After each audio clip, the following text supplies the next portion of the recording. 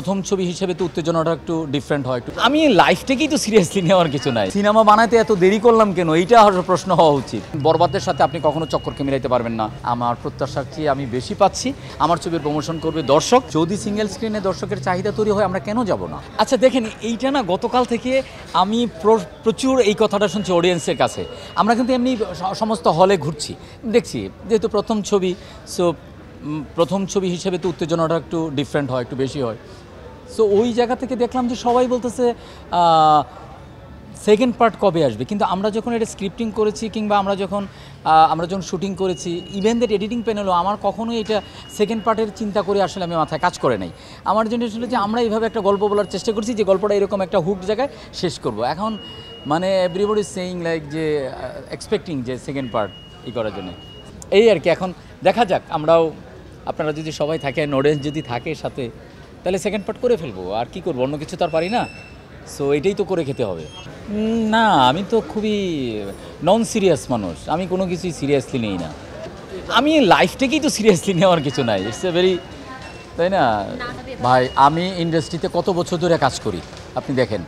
আমি সরার ফারুকির সাথে assistant director হিসেবে কাজ করছি 6-7 বছর। তারপরে কিছুদিন ঘোরাফেরা করলাম, তারপরে নিজে নাটক দিয়ে শুরু করলাম, বিজ্ঞাপন বানাচ্ছি, এখনও বিজ্ঞাপনই আমার মেইন পেশা। তো সেই জায়গা থেকে আমি সিনেমা বানাবো, এইটাই তো মানে এই অ্যাম্বিশন নিয়েই তো আসলে আসা। বরং সিনেমা বানাতে এত দেরি করলাম কেন, এইটা প্রশ্ন হওয়া উচিত। ঠিক আছে, তো এই প্রশ্নের উত্তরটা হচ্ছে এটা যে আমি মনে হয় যে এনাফ ম্যাচিউর ছিলাম না to make a movie. So আমি এই সময়টাই আমি এই জন্য বেছে নিচ্ছি। আমার কাছে মনে হচ্ছে হ্যাঁ, এখন সিনেমার জন্য আমার রাইট টাইম।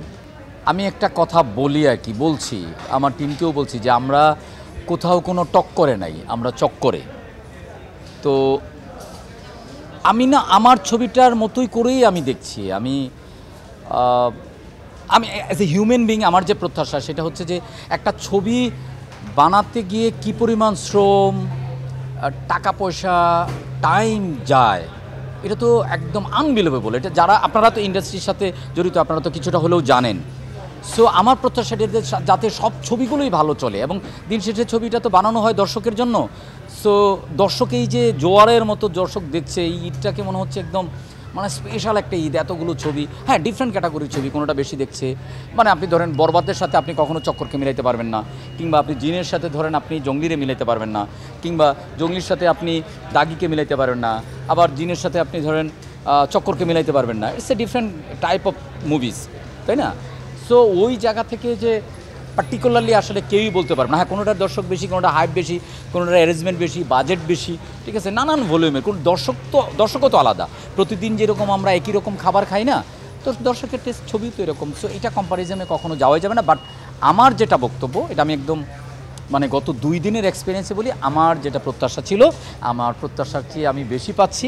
এবং আমি আগে থেকেই বলছি যে আমার ছবির জন্য কোনো প্রমোশন আমি করতে পারবো না, আমি করব না। আমার ছবির প্রমোশন করবে দর্শক, এবং দর্শক সেটা করছে এবং দর্শকের মুখে মুখে সেটা ছড়াচ্ছে, এবং আমি হলে হলে যাচ্ছি, দর্শকের কাছ থেকে সেই রিয়াকশানটা আমি পাচ্ছি। এখন পর্যন্ত আমরা সিনেপ্লেক্সে মানে মাল্টিপ্লেক্সে আছি। মাল্টিপ্লেক্সে যেরকম দর্শকের চাহিদা তৈরি হচ্ছে, যদি সিঙ্গেল স্ক্রিনে দর্শকের চাহিদা তৈরি হয়, আমরা কেন যাব না? আমি তো চাই যে সারা বাংলাদেশের প্রতিটা প্রান্তে আমার ছবি দেখুক। সো ওই জায়গার থেকে তো প্রত্যাশা এইটাই, এবং সেইটা আপনারা যারা গণমাধ্যমের কর্মী আছেন, আপনারা যারা এটা নিয়ে কাজ করছেন, তো আপনাদের মাধ্যমে হয়তো আমার মেসেজ পৌঁছায় যাবে যে আমরা আসলে মানুষের জন্য ছবি বানাচ্ছি, অডিয়েন্সের জন্য ছবি বানাচ্ছি, অডিয়েন্স দেখুক। Thank you.